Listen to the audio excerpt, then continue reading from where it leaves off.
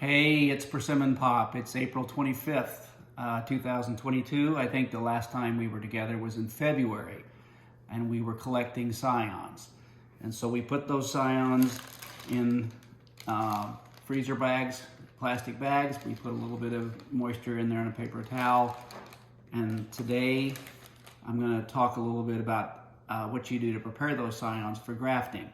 I'll be grafting in about a couple weeks. Hopefully you guys have seen my videos on arrowhead grafting and or cleft grafting or did your research on that so you're ready to graft. But we oftentimes don't talk about some of the prep work you need to do with these scions before you graft and some of the decisions you have to make. So that's what we're going to do today. So I've got some persimmon scions and some pear scions. This is a persimmon scion. The variety is Lena. It's about 8 inches long. It's about pencil thick. This is a ideal type of scion. A lot of people wonder then, well, do I graft the whole thing onto the rootstock? And the answer is probably no.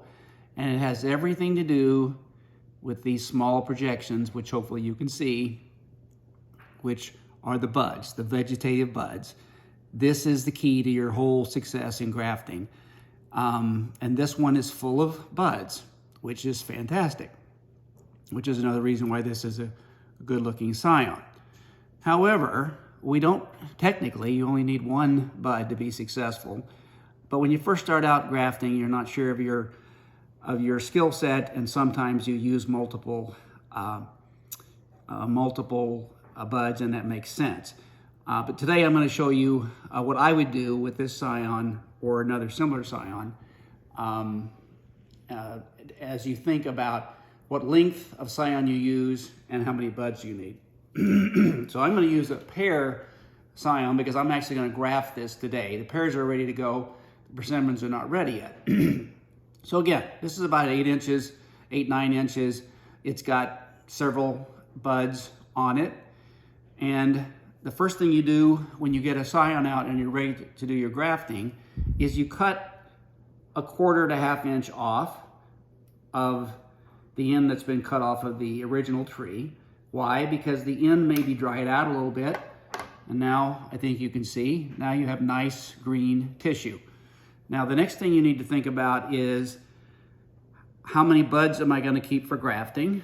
And I think on this first one, I'm going to use 2 buds, these 2 buds, and I'm not going to do this right now, but I would use my grafting knife and I would go ahead and I'm going to do an arrowhead graft here. So I would make a shoulder here on about 1 inch of this, at the end of the scion that fits into the rootstock. So you've left room, which is about 1 inch to do that, which will eliminate that bud, but you still have this one and this one to work on your graft. And so then I'm going to cut this basically in half. So right above that second bud I'm going to keep. So now I will graft this one. And now the same thing here. I'm going to use about 1 inch to form the right shape, whether it's an arrowhead or a wedge.